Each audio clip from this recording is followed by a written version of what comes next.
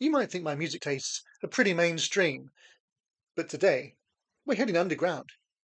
9 feet underground, in fact, with Caravan. Hey, and welcome again to Acting is Reacting with me, JSP. I hope you're well and you're ready to strap in for the longest song I've had on the channel by far. We're in progland. We're in the land of grey and pink. Canterbury singing legends Caravan's third and arguably best album from 1971.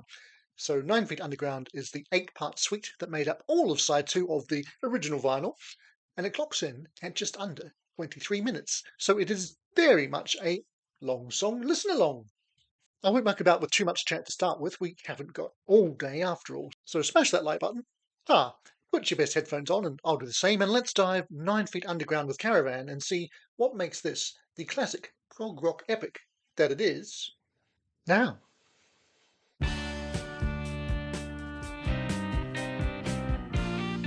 So, as I say, this is 8 parts, only 2 of which have vocals, so lots of instrumentals sections. Starting with this first one, which is about 6 minutes and is called, or subtitled, Nigel Blows a Tune. Good old Nigel.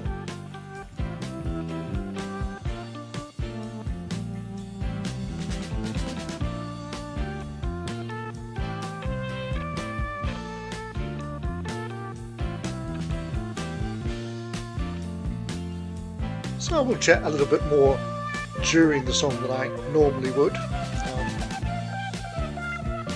This is, of course, as I said, the third album from Caravan, and pretty much considered their classic. So anyone who's new to the band, start with this. Side 1's also great, but just has 4 more conventional songs, I guess you would say.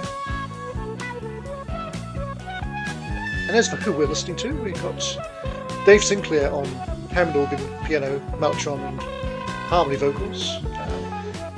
He's the man primarily responsible for this track. On electric and acoustic guitar and vocals, we've got Pi Hastings. Bass guitar, acoustic guitar and vocals, Richard Sinclair, brother of Dave, and Richard Coughlin on the drums and percussion. Produced by David Hitchcock, who went on to produce Foxtrot for Genesis, and, for me most importantly, the debut single by Beryllium.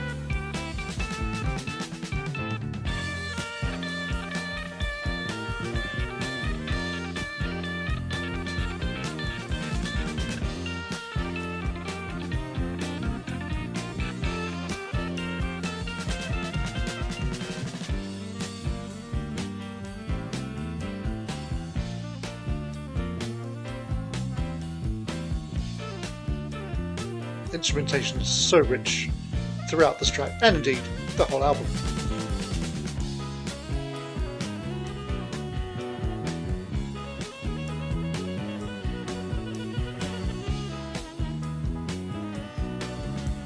Pi's brother Jimmy, by the way, guesting on sax, amongst other things.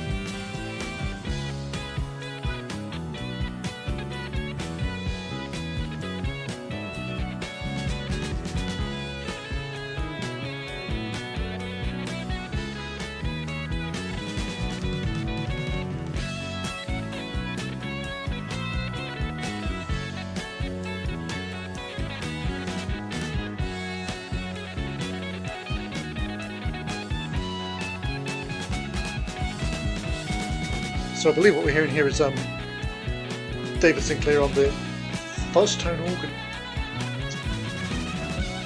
I see this, as I said, it has 8 parts but was recorded in 5 sections, so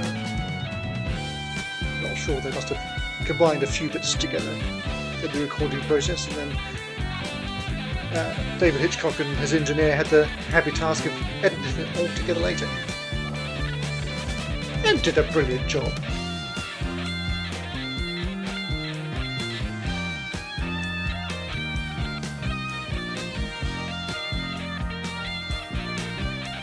So we're nearing the end of section 1 and coming into the first section with vocals shortly, which will be Love's a Friend and feature Mr. Pye Hastings on the lead vocals.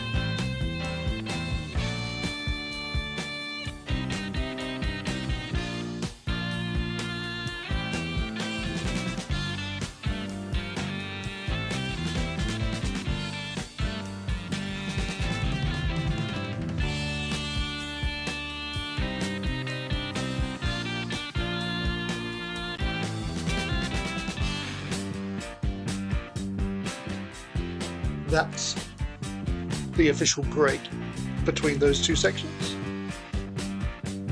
But that works pretty smoothly to these ears.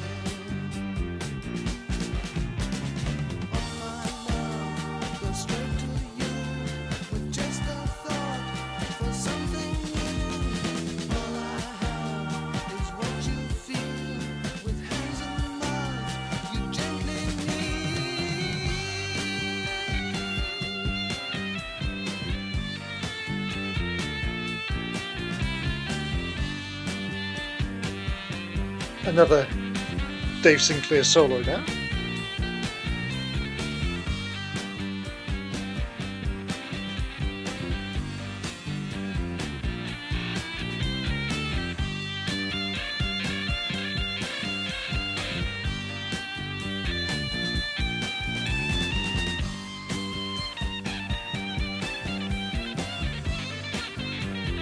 I really love Richard's drumming on this track. Well, generally really, but particularly on this track. Really drives things along, I think.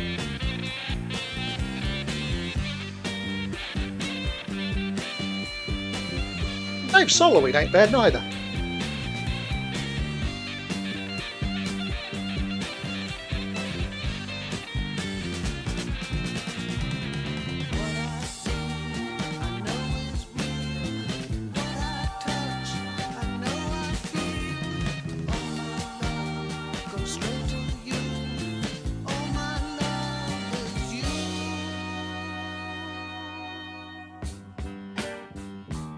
Alright, we're into section C, or 3, Make It 76. So we've got now 4 separate instrumental sections. This one, Dance of the 7 Paper Hankies, Hold Grandad by the Nose, and Honest I Did,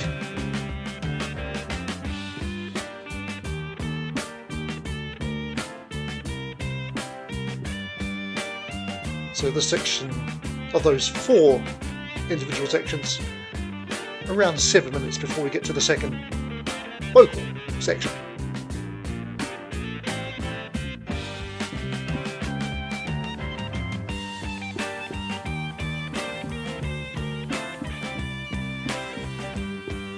And you know, I'm not usually wild about big long instrumentals.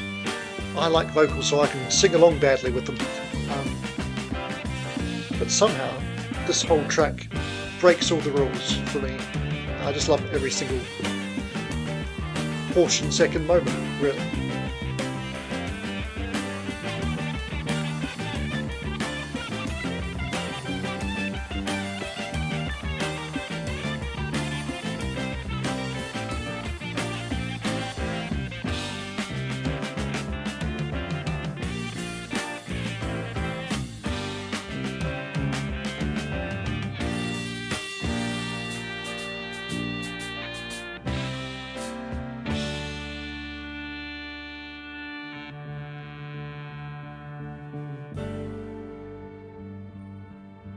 So this must be Dance of the 7 Paper Hankies, I think. If you can picture your hankies dancing. A slow dance in the breeze as they fly away from your face after you've blown into them, maybe. I mean, I guess that's why we shortly will have to hold Grandad by the nose, I don't know. That's the lovely thing about instrumentals, though, is you can just call the sections anything you like.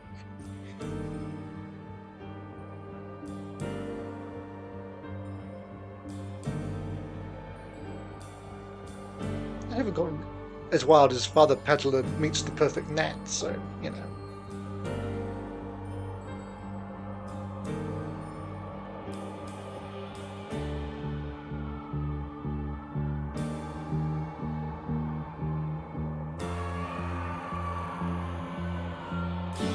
Some great bass work from Richard Sinclair on this as well. I mean, instrumentally, these guys are superb.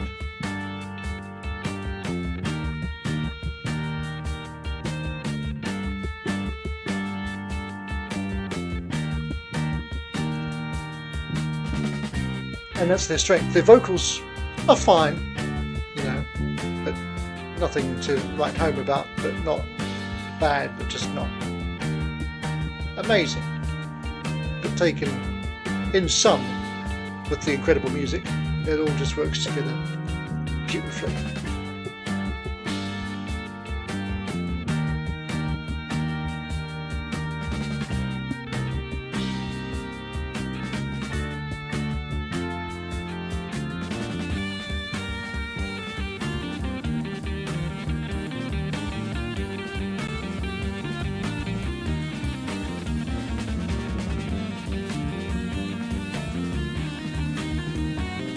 Probably save it for after the tune, but I will tell you the story of when I first heard the song, and indeed the first time I ever saw or heard Caravan. So stay tuned.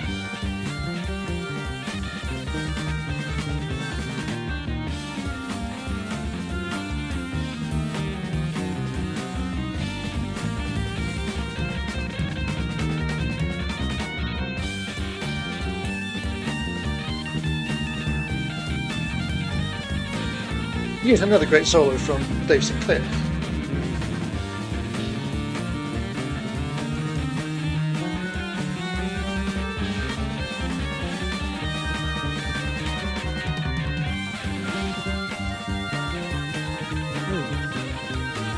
Richard's bass, brilliant.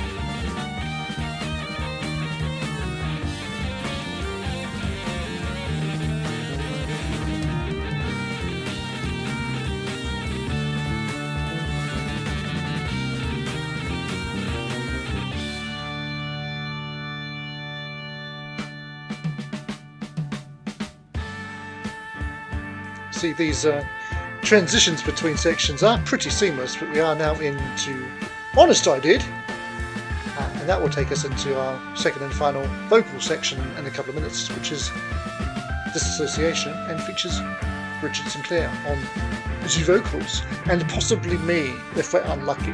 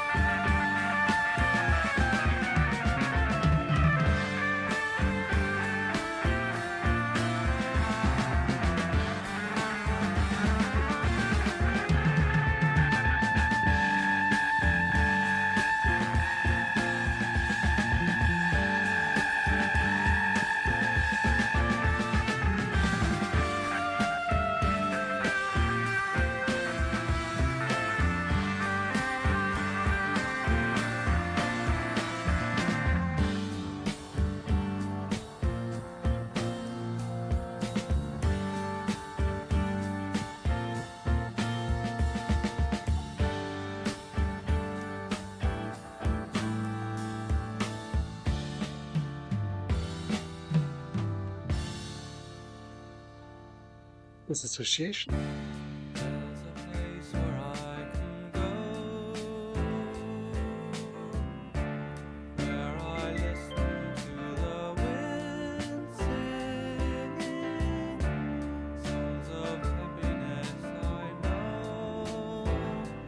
And it brings it all back again. Sorry. This is why I never criticise other people's vocals. I just say whether they're better than me or not. But I do like Richard's voice quite a bit. I prefer him to Pi.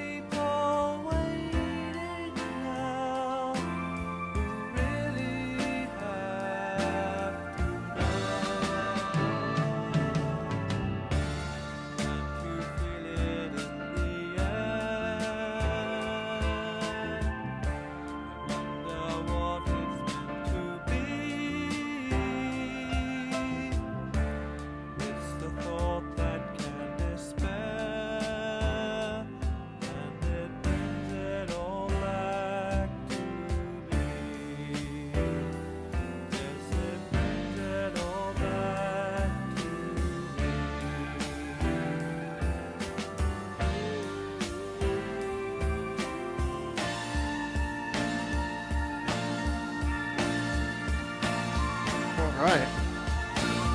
Takes us into our 8th and final section, 100% proof. Will see us out to the end of the song and indeed the album.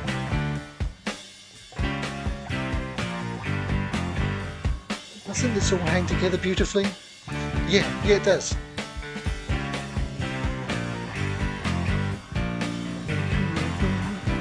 You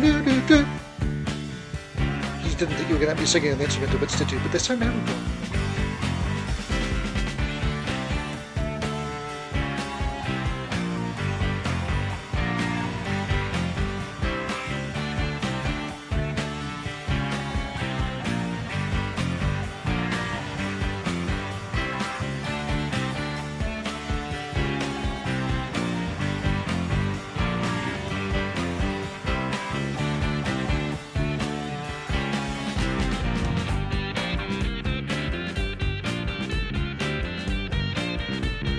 Man David Sinclair once again.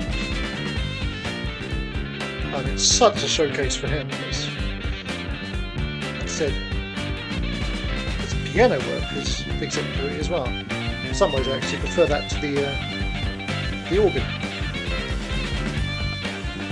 The organ's great as well. No complaints. Still loving that drumming.